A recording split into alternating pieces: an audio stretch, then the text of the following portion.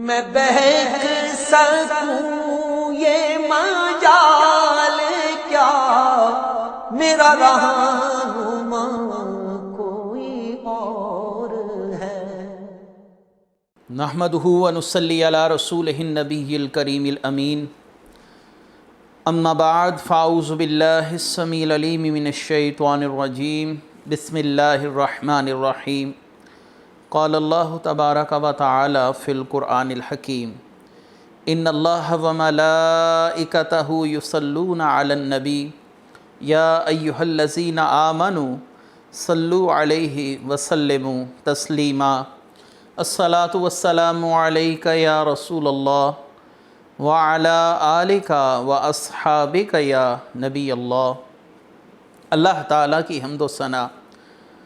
نبی رحمت جان عالم وجہ تخلیق کائنات حضرت محمد مصطفیٰ صلی اللہ علیہ وسلم اور آپ کے جمیع آل و اصحاب کی بارگاہ ناز میں انتہائی تعظیم و تکریم کے ساتھ درود و سلام کے نذرانوں کے بعد، انتہائی عزت اور احترام کے لائق سامعین ذی قدر میرے دینی اور یقینی دوستو، بزرگ اور بھائیو، قرآن مجید فرقان حمید کی تفسیر کا سلسلہ بنام تفسیر اعجاز القرآن کے ساتھ ایک بار پھر حاضر ہیں، اور آج انشاءاللہ العزیز سورہ الاعراف کے مجموعی طور پر 5ویں رکوع اور سورہ اعراف کے 5ویں رکوع کے ساتھ ساتھ 8ویں پارے کے مجموعی طور پر 12ویں رکوع کی تفسیر آپ کے سامنے پیش کی جائے گی۔ اللہ تعالیٰ سے دعا ہے کہ اللہ تعالیٰ ہمیں حق بات کہنے کی توفیق عطا فرمائے۔ آیت مبارکہ سورہ الاعراف آیت کا نمبر شمار ہے 40 اور رکوع ہے 5واں اور 8ویں سپارے کا 12واں رکوع ہے۔ اللہ تبارک و تعالیٰ قرآن کریم فرقان حمید میں ارشاد فرماتے ہیں، ان الذین کذبوا بآیاتنا واستکبروا عنہا لا تفتح لهم ابواب السماء ولا يدخلون الجنۃ حتی یلج الجمل فی سم الخیاط وکذالک نجزی المجرمین۔ بے شک وہ لوگ جنہوں نے ہماری آیتوں کو جھٹلایا اور ان کے مقابلے میں تکبر کیا تو ان کے لیے آسمان کے دروازے نہ کھولے جائیں گے اور وہ جنت میں داخل نہ ہوں گے حتیٰ کہ سوئی کے سوراخ میں اونٹ داخل ہو جائے، اور ہم مجرموں کو ایسے ہی بدلہ دیتے ہیں۔ یہاں پر ان افراد کا بیان ہے جنہوں نے اللہ کے رسولوں کی اطاعت سے فرار اختیار کیا، قرآن کریم ہو یا دیگر آسمانی کتابیں ہوں، اللہ کے احکامات کا انکار کرتے رہے، اور اللہ تبارک و تعالیٰ نے ان لوگوں کی حالت بیان فرمائی۔ اس آیت کی 2 مشہور تفاسیر ہیں۔ ایک یہ ہے کہ لا تفتح لہم ابواب السماء، ان کے لیے آسمان کے دروازے نہیں کھولے جائیں گے۔ جن لوگوں نے تکذیب کی اللہ تبارک و تعالیٰ کی، اللہ کی آیتوں کو جھٹلایا، ان کے لیے آسمان کے دروازے نہیں کھولے جائیں گے۔ 2 تفسیریں ہیں، 2 تفاسیر ہیں، ایک بہت معروف اور مشہور ہے اور ایک زیادہ معروف اور مشہور نہیں، لیکن دونوں ہی کی روشنی میں اس آیت پر اگر گفتگو کی جائے تو معاملہ سلجھتا نظر آتا ہے۔ اگر یہاں پر یہ کہا جائے کہ کفار کے لیے آسمان کے دروازے نہیں کھولے جائیں گے، اور دروازوں سے مراد خیر و برکت اور رحمت کا نزول ہے، کہ کفار کے لیے اللہ تعالیٰ کی طرف سے نہ خیر و برکت ہے نہ رحمت ہے، اللہ تبارک و تعالیٰ نے سورہ الاعراف آیت نمبر 96 میں ارشاد فرمایا، وَلَوْ أَنَّ أَهْلَ الْقُرَىٰ آمَنُوا وَاتَّقُوا لَفَتَحْنَا عَلَيْهِمْ بَرَكَاتٍ مِّنَ السَّمَاءِ وَالْأَرْضِ وَلَكِنْ كَذَّبُوا فَأَخَذْنَاهُمْ بِمَا كَانُوا يَكْسِبُونَ۔ اگر بستیوں والے ایمان لاتے اور تقوی اختیار کرتے تو ضرور اللہ تعالیٰ فرماتے ہم ان پر آسمان اور زمین سے برکتیں کھول دیتے، مگر انہوں نے تو جھٹلایا، ہم نے انہیں ان کے اعمال کی وجہ سے عذاب میں گرفتار کیا۔ یہ ہے ایک تفسیر۔ دوسری تفسیر جو ہے اس آیت کے حوالے سے وہ سنن ابن ماجہ میں امام ابن ماجہ نے کتاب الزہد میں نقل کی کہ مرنے کے بعد مومن اور کافر کی روح کو آسمان کی طرف لے جانے اور مومن کے لیے آسمانوں کے دروازے کھلنے اور کافر کی روح کے لیے نہ کھلنے کا ذکر حدیث مبارکہ میں موجود ہے۔ سیدنا ابو ہریرہ رضی اللہ تعالی عنہ فرماتے ہیں کہ سید المرسلین نے فرمایا کہ روح نکلتے وقت میت کے پاس فرشتے آتے ہیں، اگر وہ روح مومن کی ہے اور کسی ایسے اللہ کے اطاعت گزار اور عمل صالح کرنے والے کی شخص کی روح ہے تو اسے فرشتے کہتے ہیں اے پاک روح پاک جسم سے نکل آ، کیونکہ تو نیک ہے، اللہ کی رحمت سے خوش ہو جا، جنت کی خوشبو اور اپنے رب کی رضامندی سے خوش ہو جا۔ اور اسی طرح اس کی روح کو آسمانوں کی طرف لے جایا جاتا ہے، آسمان کے ہر دروازے پر فرشتے اس سے مرحبا کہتے ہیں، اس کے لیے دروازے کھول دیے جاتے ہیں، اسے مبارکباد دی جاتی ہے۔ اور اس کے برعکس جب کسی ایسے شخص کی روح کو قبض کیا جاتا ہے جو اللہ کا نافرمان ہو، کافر ہو، مرتد ہو، یہود و نصارہ سے ہو، رسول کریم صلی اللہ علیہ وسلم کی اطاعت سے فرار اختیار کرنے والا ہو، تو ایسے شخص کے لیے جب پہلے آسمان پر فرشتے اس کی روح کو لے کر پہنچتے ہیں تو پوچھا جاتا ہے تیرے ساتھ آنے والا کون ہے؟ تو فرشتے جواب دیتے ہیں یہ فلاں شخص کی روح ہے۔ آسمان والے فرشتے جواب دیتے ہیں اس خبیث روح کو جو خبیث جسم میں تھی کوئی چیز مبارک نہ ہو، اسے ذلیل کر کے نیچے پھینک دو۔ وہ آسمان سے نیچے پھینک دیا جاتا ہے، پھر وہ روح قبر میں لوٹ آتی ہے۔ یہ ہیں دو مشہور تفاسیر اس آیت کی۔ اب اس کے بعد اگلی آیت مبارکہ وَلَا يَدْخُلُونَ الْجَنَّةَ، وہ جنت میں داخل نہ ہوں گے۔ اس آیت میں ہمیشگی کی دوسری کیفیت کا بیان ہے۔ ایک محاورتاً گفتگو سمجھائی گئی ہے کہ کفار تب تک جنت میں داخل نہ ہوں گے جب تک سوئی کے سوراخ میں اونٹ داخل نہ ہو جائے۔ ظاہری سی بات ہے یہ ان کی عقل نارسا کے مطابق گفتگو کی گئی، جیسے تمہاری عقل یہ بات ماننے کو تیار نہیں ہے کہ سوئی کے نکے میں کوئی اونٹ داخل ہو سکتا ہے، ایسے ہی کوئی کافر بھی جنت میں داخل نہیں ہو سکتا۔ تو یہ دو تفسیر تھی۔ بہرحال اگلی آیت مبارکہ ہے لَهُم مِّن جَهَنَّمَ مِحَادٌ وَمِن فَوْقِهِمْ غَوَاشٍ وَكَذَلِكَ نَجْزِي الظَّالِمِينَ، اور ان کے لیے آگ بچھونا ہے ان کے اوپر، اسی کا اوڑھنا ہے، اور ہم سب ظالموں کو ایسا ہی بدلہ دیتے ہیں۔ سوید بن غفلہ رضی اللہ تعالیٰ عنہ فرماتے ہیں کہ جہنم کے اندر کافر کو ایک آگ کے تابوت میں بند کیا جائے گا، اور اس آگ کے تابوت کو ایک آگ کا تالا لگایا جائے گا، اور اس تابوت کو ایک اور تابوت کے اندر رکھا جائے گا، اور ان دونوں تابوتوں کے درمیان جو خلا ہوگی اسے بھی آگ سے بھر دیا جائے گا اور اسے دہکایا جائے گا، یہاں تک وہ کافر یہی سمجھے گا اب اس کے سوا کوئی شخص بھی آگ میں نہیں ہے، چیخو پکار کرے گا لیکن اس کی وہاں سننے والا کوئی نہیں ہوگا، اس کی نجات کا سامان نہ ہو سکے گا۔ اگلی آیت مبارکہ وَالَّذِينَ آمَنُوا وَعَمِلُوا الصَّالِحَاتِ لَا نُكَلِّفُ نَفْسًا إِلَّا وُسْعَهَا أُولَٰئِكَ أَصْحَابُ الْجَنَّةِ هُمْ فِيهَا خَالِدُونَ، اور وہ جو ایمان لائے انہوں نے اچھے اعمال کیے، ہم کسی پر طاقت سے زیادہ بوجھ نہیں رکھتے، وہ جنت والے ہیں اور وہ اس میں ہمیشہ رہیں گے۔ اس آیت کی بھی دو تفاسیر ہیں اور دونوں ہی ماشاءاللہ بہت ہی خوبصورت تفاسیر ہیں۔ اہل حق علماء کرام نے اپنی اپنی تفاسیر میں اس آیت کی جو تشریح بیان کی ہے وہ آپ کے سامنے میں بیان کر دیتا ہوں۔ ایک تو یہ ہے کہ اللہ تعالیٰ نے فرمایا کہ جو لوگ ایمان لائے اور طاقت بھر اچھے کام کیے، یعنی انہوں نے اپنی حیثیت اپنی استطاعت کے مطابق اچھے کام کیے، معلوم ہوا کہ جنت حاصل کرنا انسان کے لیے مشکل نہیں رکھا گیا، جو اس کی استطاعت ہے جتنی اللہ نے اس کو استطاعت دی وہ حت المقدور اتنی ہی عبادت کرے، اللہ تبارک و تعالیٰ اسے جنت کا حقدار ٹھہرا دے گا۔ اور اشارہ ہے لا نکلف نفسا الا وسعها، اس کی استطاعت سے زیادہ اس پر بوجھ نہیں ڈالا گیا۔ معلوم ہوا کہ انسان کے لیے اتنی مشقت نہیں رکھی گئی کہ وہ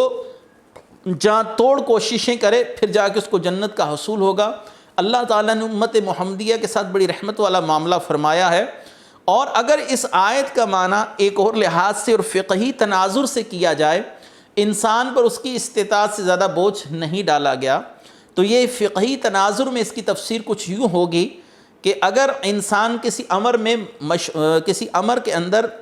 مجبور ہو گیا ہے اور اس عمل کو کرنا اس کے لیے ضروری قرار پایا ہے، اور شریعت نے اس عمل کو اگرچہ اصلاً حرام قرار دیا ہے، تو اب یہ شخص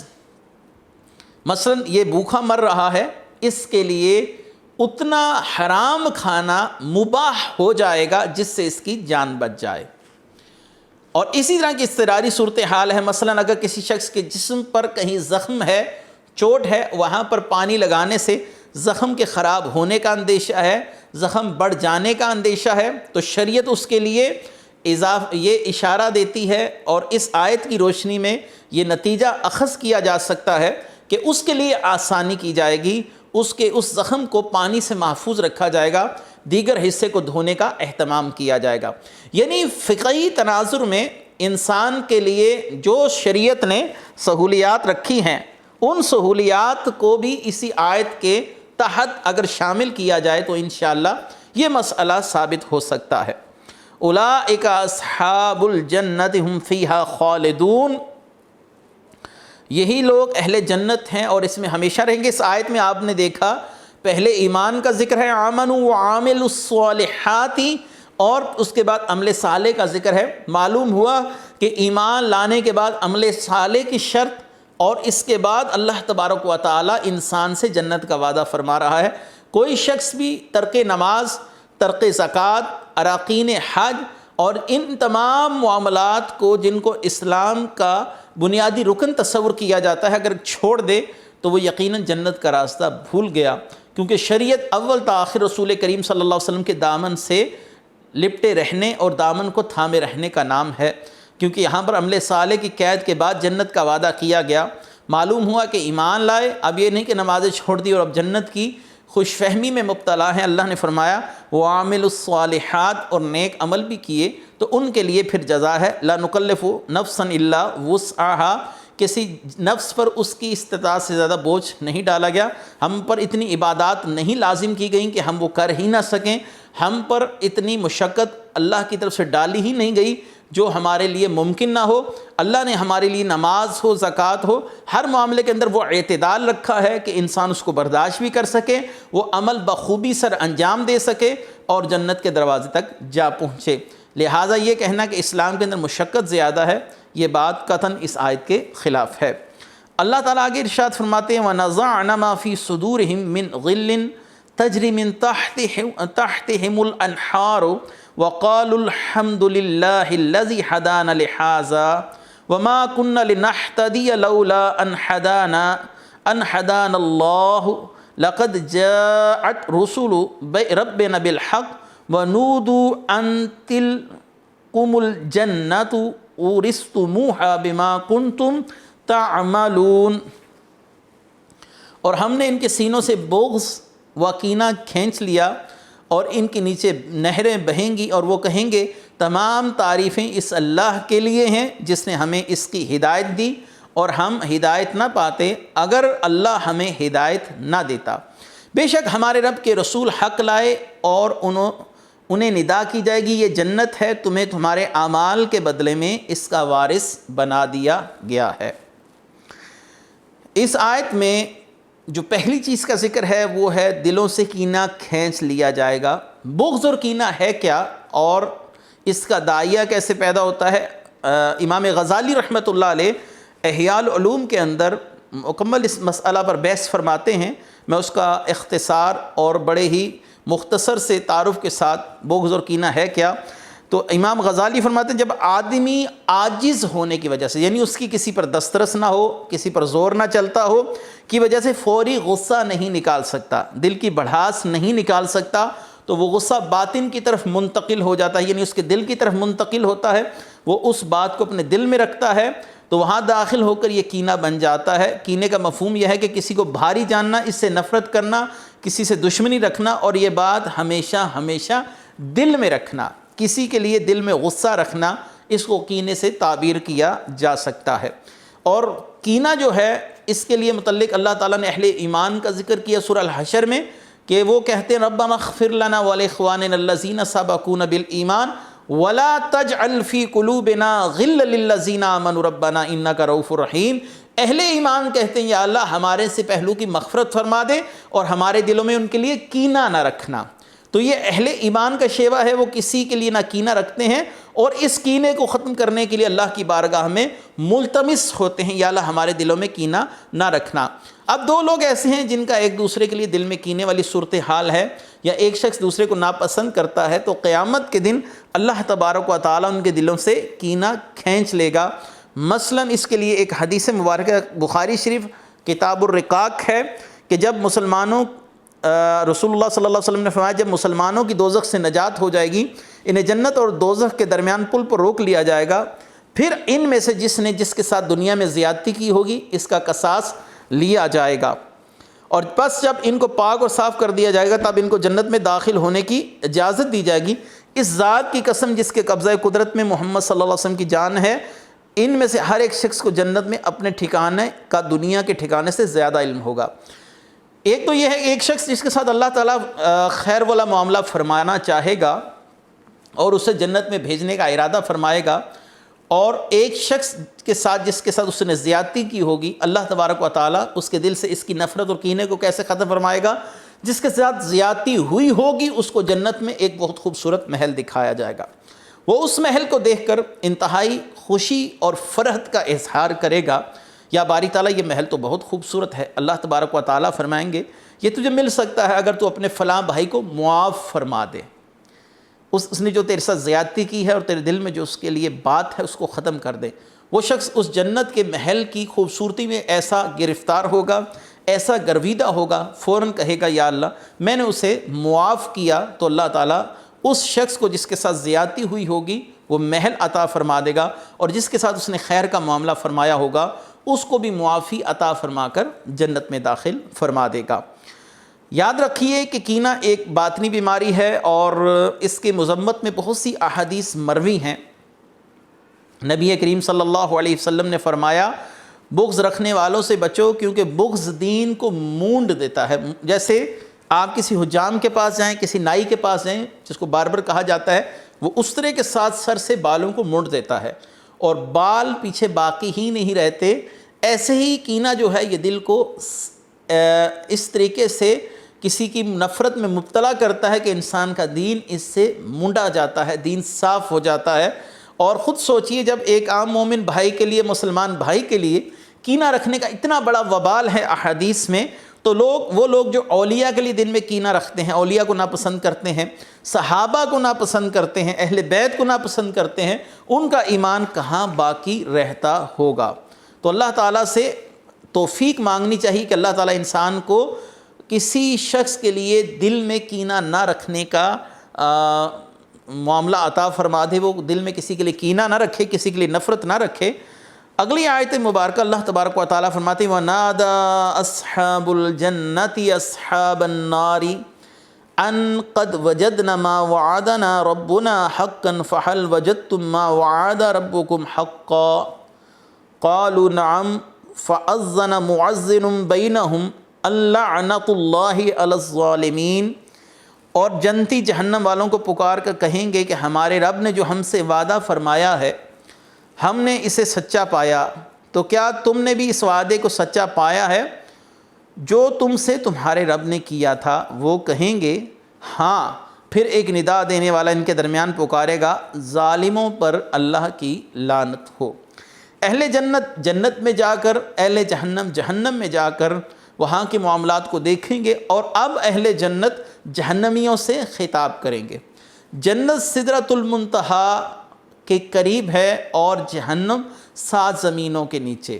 اتنی طویل مسافت کے باوجود اہل جنت جہنمیوں کو پکاریں گے، اللہ تعالیٰ ان کو وہاں ان کی پکار سنوائیں گے،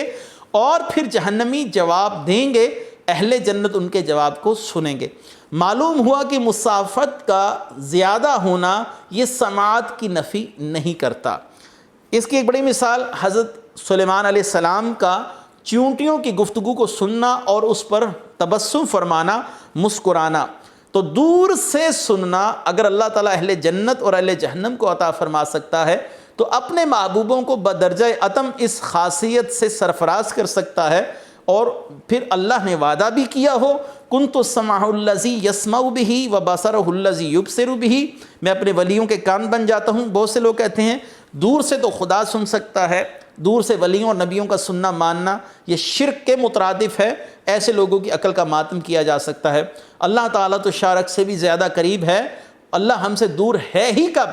دور ہونا تو مخلوق کا خاصہ ہو سکتا ہے، مخلوق کے لیے ہو سکتا ہے لیکن اللہ کے لیے نہیں ہو سکتا۔ وہ تو فرماتا وَنَحْنُ أَقْرَبُ إِلَيْهِ مِنْ حَبْلِ الْوَرِيدِ، اے بندہ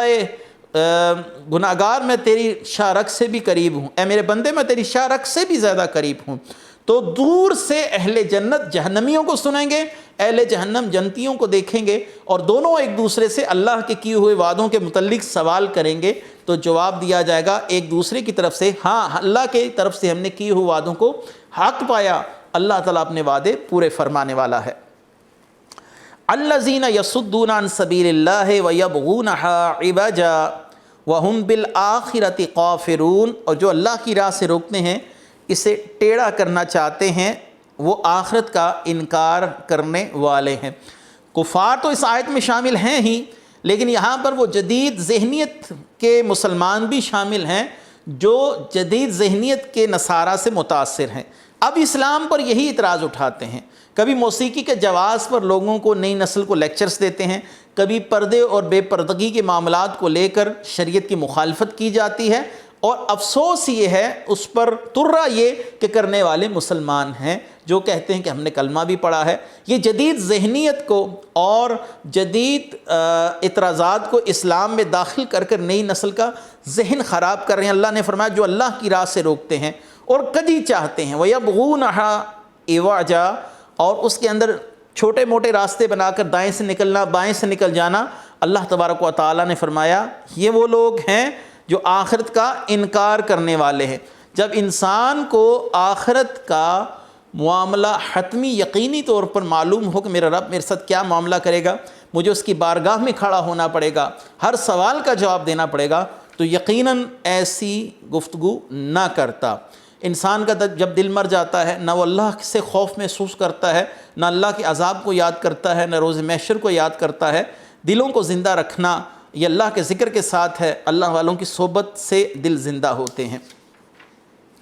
مزید ارشاد فرما وَبَيْنَهُمَا حِجَابٌ وَعَلَى الْأَعْرَافِ رِجَالٌ يَعْرِفُونَ كُلًّا بِسِيمَاهُمْ وَنَادُوا أَصْحَابَ الْجَنَّةِ أَنْ سَلَامٌ عَلَيْكُمْ لَمْ يَدْخُلُوهَا وَهُمْ يَطْمَعُونَ، اور جنت و دوزخ کے درمیان ایک پردہ ہے، اور اعراف پر کچھ مرد ہوں گے جو سب کو ان کی پیشانیوں سے پہچانیں گے اور جنتیوں کو پکاریں گے تم پر سلام ہو۔ یہ اعراف والے خود جنت میں داخل نہ ہوئے ہوں گے اور اس کی طمع رکھتے ہوں گے۔ اعراف کیا ہے؟ اعراف اصل میں ایک مقام ہے جو جنت اور جہنم کے درمیان ہے۔ ایک طرف ان کے جنت ہے اور ایک طرف ان کے جہنم ہے، اور جنتیوں کو بھی یہ دیکھ رہے ہوں گے اور ان کے چہروں پر مسکراہٹیں اور اللہ کا نور، انوار و تجلیات دیکھتے ہوں گے، اور جہنمیوں کو بھی دیکھیں گے اور اللہ تعالیٰ کی پناہ مانگیں گے۔ صاحبان اعراف وہ لوگ ہیں جن کی نیکیاں اور جن کے گناہ برابر ہوں گے۔ اللہ تعالیٰ ان کی نیکیاں کم ہونے کے سبب انہیں جنت نہیں بھیجیں گے، اور ان کے گناہ زیادہ نہ ہونے کی وجہ سے ان کو جہنم میں نہیں بھیجیں گے۔ اب یہ درمیان میں کھڑے ہیں، نہ یہ جنت میں جا رہے ہیں نہ یہ جہنم میں جا رہے ہیں، ان کو صاحبان اعراف بولا جاتا ہے۔ تو نبی کریم صلی اللہ علیہ وآلہ وسلم نے فرمایا پھر اللہ تبارک و تعالیٰ ان پر اپنا فضل فرمائے گا اور فرمائے گا میں تمہیں آزاد کرتا ہوں، جاؤ جنت میں چلے جاؤ۔ آخری اس حوالے سے آیت مبارکہ ہے، اللہ تبارک و تعالیٰ فرماتے ہیں وَإِذَا صُرِفَتْ أَبْصَارُهُمْ تِلْقَاءَ أَصْحَابِ النَّارِ قَالُوا رَبَّنَا لَا تَجْعَلْنَا مَعَ الْقَوْمِ الظَّالِمِينَ، اور جب ان کی نگاہیں دوزخ والوں کی طرف پھیری جائیں گی تو کہیں گے اے ہمارے رب ہمیں ظالموں کے ساتھ نہ ملانا۔ اہل اعراف جب جنت کو دیکھیں گے، اہل جنت کو انہیں سلام پیش کریں گے، اب جب جہنم والوں کو دیکھیں گے تو دعا کریں گے اللہ ہمیں ان کے ساتھ نہ ڈالنا، ہم تیرا عذاب بھگتنے کی صلاحیت اور استطاعت نہیں رکھتے۔ اور جب ان کو جنت میں داخل ہونے کا حکم دیا جائے گا تو ان کی خوشی دیدنی ہوگی، اور اہل جہنم کی حسرت و یاس میں مزید اضافہ ہو جائے گا۔ اللہ تبارک و تعالی ہمیں اپنے محبوب کریم صلی اللہ علیہ وسلم کی امت میں ہی خاتمہ نصیب فرمائے۔ وآخر دعوانا ان الحمد للہ رب العالمین۔ میں بہک سکوں یہ مجال کیا، میرا رہا